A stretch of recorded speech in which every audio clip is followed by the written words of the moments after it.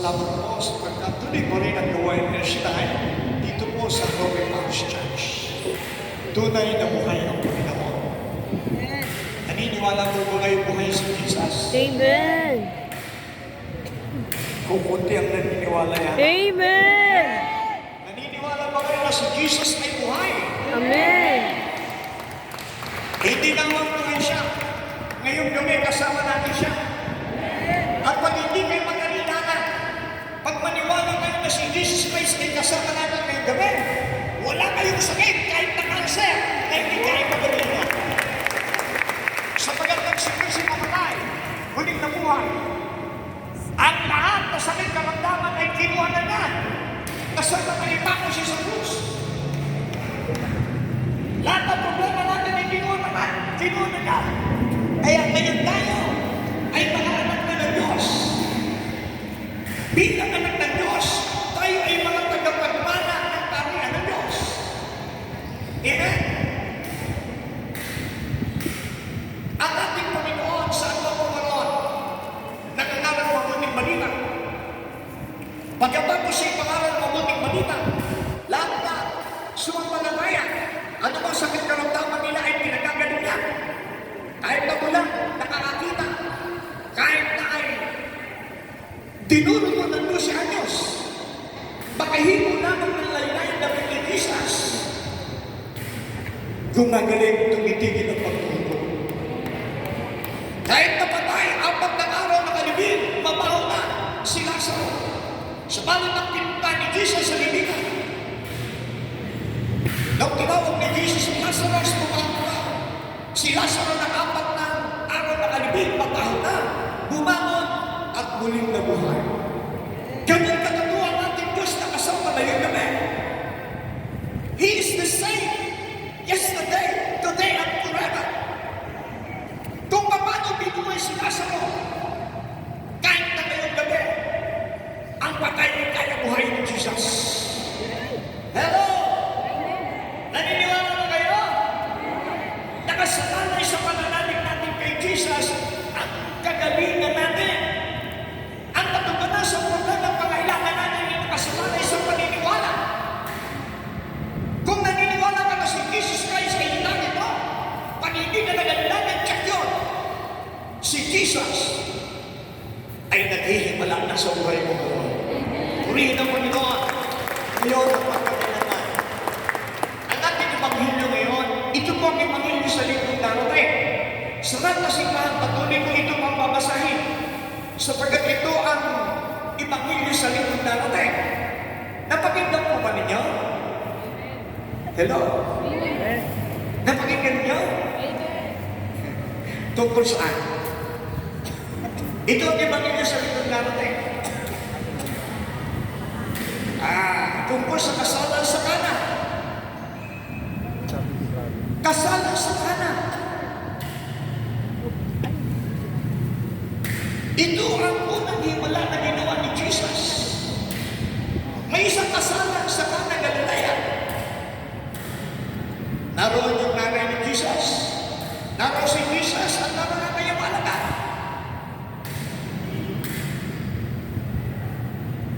Sumangit, kinapos ng anak ang kasalanan. Ay ang nanay ni Jesus, nangusap kay Jesus pa, sabi ni Mama Mary, wala na silang anak. Anong sagot ni Jesus? Hindi ba ito ang panahon ko? Subalit sinabi ni Mama Mary sa mga naganda, ano nga sabihin ninyo? Ano nga sabihin sa inyo? Nanganiganak ay gawin ninyo. At may amin na kapayan doon sa kasalan. Ayon sa Biblia, 20 galon hanggang 3 galon ang laman ng isang kapayan. 6 na kapayan yun. Sabi ni Jesus,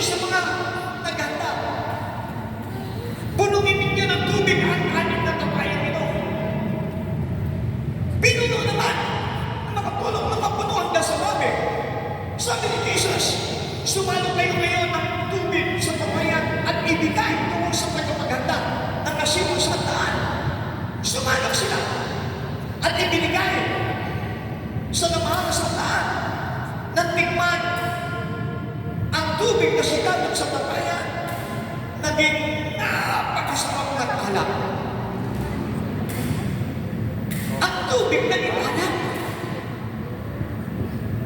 yun ay himala. Amen mo ba? Sa mga anak ni Yahweh El Shaddai, ang himala ng Diyos ay natural. Hello? Kung naniniwala ka na si Jesus ay buhay, kung maniniwala ka na makagagawa si Jesus ng pagpapagaling sa iyo kung may sakit ka, makatutulong si Jesus sa lahat ng pangailangan mo, wala kang paniniwalaan na hindi magagawa ng Jesus Christ. Alam natin ang maraming himala si Jesus. Di ba sa Ebanghelyo kanina na sa ating banal na misa, 4 na lalaki, buhat-buhat ang lumpo. Sabay si Jesus ay nakakala sa kahani ni Simon. May 4 na lalaki na may bitbit na lumpo. Gusto nila ipag-pray over kay Jesus. Ang problema hindi sila mapasok sa bahay sapagkat napakaraming tao. Kaya nang ginawa nila, umakyat sa bubungan, pinuto sa bubong, inihugos sa tapat ni Jesus ang lumpo. At nang makita ni Jesus kung gaano kalaki ng pananalig ng mga tao ito, sabi ni Jesus sa lumpo, anak, pinatatawad na ang iyong kasalanan. At anong nangyari sa lumpo? Sabi ni Jesus, tumayo na. Dali ang nibigyan. Ang lumpo, tumayo. Pinagaling ni Jesus Christ natin, Panginoon.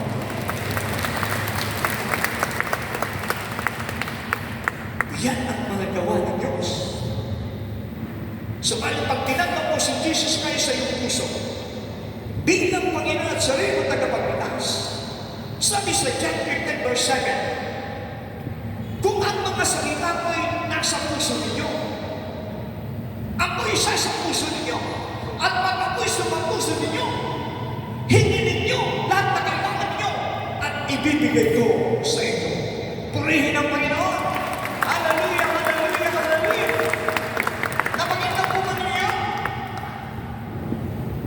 Pag ang word yan nasa puso natin, si Jesus Christ ay isa sa puso natin, at pagka si Jesus Christ sa puso natin,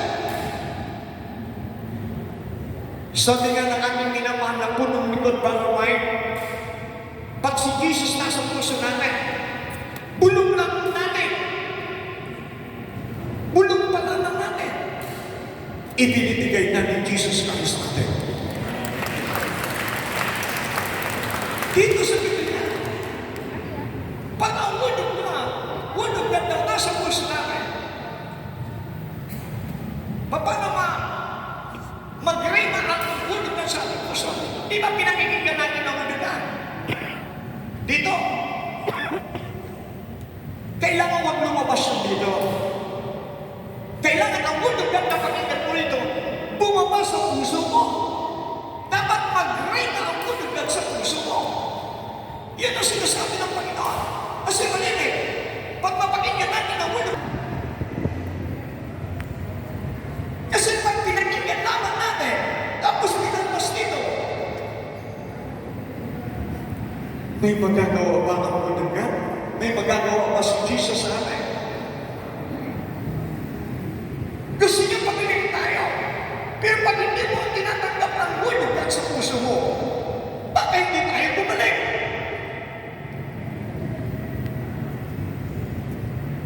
Amen po ba?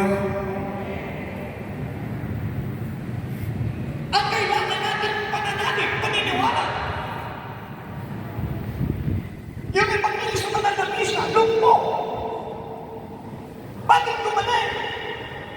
Nag-inihugos, sabi ni Jesus, nakita niya ang pananalig ng mga tao nito. Nakita ang pananalig. Pero mo, yung po hindi na nakakatayo. Sinira pa ang bubong para ihubos lang na yung Jesus. May imagine natin kung gaano ka kadakilang ng kanilang pananalig. Kaya nung makita ni Jesus, ang matibay na pananalig ng mga tao nito, sabi ni Jesus, pinanatawad na ng ang iyong kasalanan. Tumayo ka. Bitbitin mo ang higaan. Andun po, tumayo. Gumaling. Dahil nasa pananalig ng mga tao nito. Tayo po'y may pananalig ngayon. Sasabihin ko sa katotohanan, balik-balik na ako dito. Dati, kung may nauna pa dito, na-assign ako dito, may lumpo na dinala dito. Kasi dati natin ito, puno ito ng mga attender, may mga upan dito. Naalala ko na ako pumunta dito, may isang lumpo. Naka-wheelchair. Ang asawa ang tawag ng bagong ako sa akin ito. Sabi ko, makinig kayo naman nila. Wala ko kung mangyari magpagaling sa bakit si Jesus ay narito. Pag tinanggap niyo si Jesus Christ, yung sakit, nakinig, tinanggap mo na ka. Pagkatapos, nagkaway ng buhay. After 3 weeks, bumalik ako. Sinalubong ako ng asawa. Brother, Jesus, ako yung ng asawa ko. Simula na. Dumating kami sa bahay pagkaling prayer meeting. Nakatayo. Gumaling ng lumusan. Sa pangalan ni Jesus. Ganun ka ito. Ang kailangan lamang natin, tanggapin si Jesus.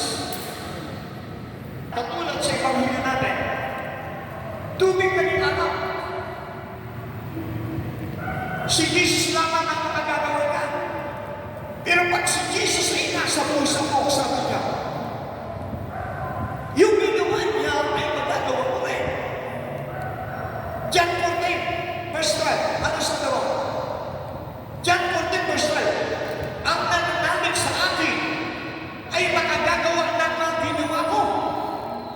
Higit pa sa ginawa ko ang magagawa ninyo upang parangalan ng Ama sa pamamagitan ng anak. At ano mang hihingin niyo sa Ama sa aking pangalan ay gagawin ko sa ito. Si Jesus Christ ang sabi niya. Yan. Hindi na kailangan may murahin mong bibigyan. Ang nais ng Diyos, kahit isang verse na mapakinggan mo, dapat tumarang sa puso mo yun. Dapat paniwalaan mo. Gawin mo kung ano sinasabi ng Biblia. At pag ginawa mo yung Biblia, yung sinasabi ni Jesus, si Jesus ay isa sa puso mo. At pag si Jesus ang puso niyo, wala tayong kailangan na hindi tayo ibigay ni Yahweh Shua.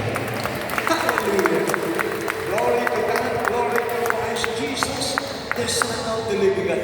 Yan ang Diyos na kasama natin ngayon.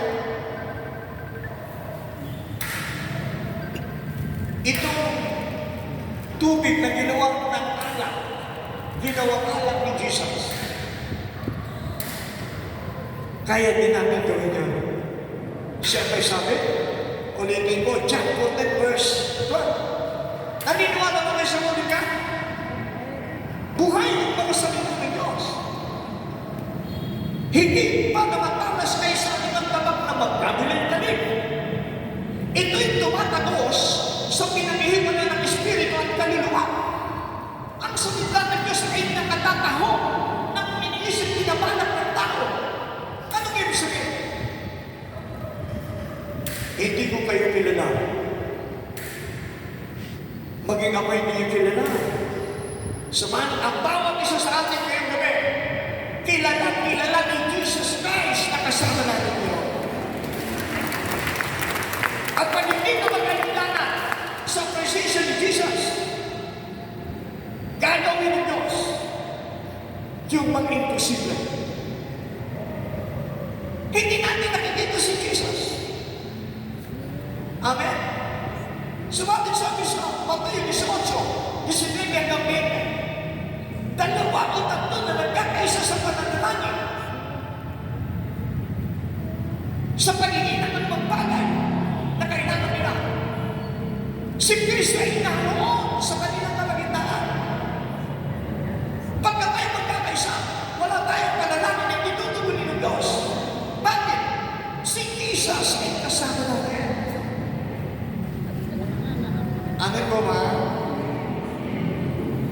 Sabi ni Jesus, pag may pananalig tayo sa Kanya, magagawa niya. Magagawa natin ang mga ginawa niya. Hindi lamang yung ginawa niya ang magagawa natin. Hindi pa raw sa ginawa niya ang magagawa natin. Upang paralan ang mga sa pamamagitan ng anak. At ano man daw hihingi natin sa kanan ni Kristo ay ibibigay sa atin ng ating Panginoon. Ganun ang makapangyarihan ng ating Panginoon. Siya ay kasama natin. Kaya siya pinadala ng Ama mula sa akin. Jesus Christ dito, hindi para sa mga banal na tao. Pinadala si Jesus Christ dito sa lupa para tawagin ang mga makasalanan.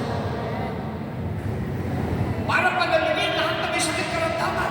Yun ang layunin ng Ama. Isa sa layunin ng Ama kung bakit pinadala si Jesus Christ dito sa lupa para pawiin ang ating mga sakit karamdaman ulang-ulang yung talapakan. Kaya kahit na kansa, kaya na pagalingin sa pamagitan ng pananalig mo. Ngayon, ang Jesus Christ ang tubig na napakasarap na alam ngayong gabi. Pag hindi kayo mag-inlang kay Jesus, pag may sakit kayo, kahit na kansa, sa kanan ni Jesus, pagagalingin kayo. Sino may kansa dito? Yung sakit na hindi kayo pagagalingin ng mga doktor. Mayroon bang may kansa niyan? Pangako na niyo siya. Kailangan ng panghawakan natin ang pangako. Paano mo panghawakan? Pag ang hulugan nasa puso mo. Kailangan yung hulugan na napakikinggan mo, nagre-rema sa puso mo. Kasi kung wala ang hulugan sa puso mo, ay baka hindi ka makaranas ng himala. Sumalit pangako ng Diyos.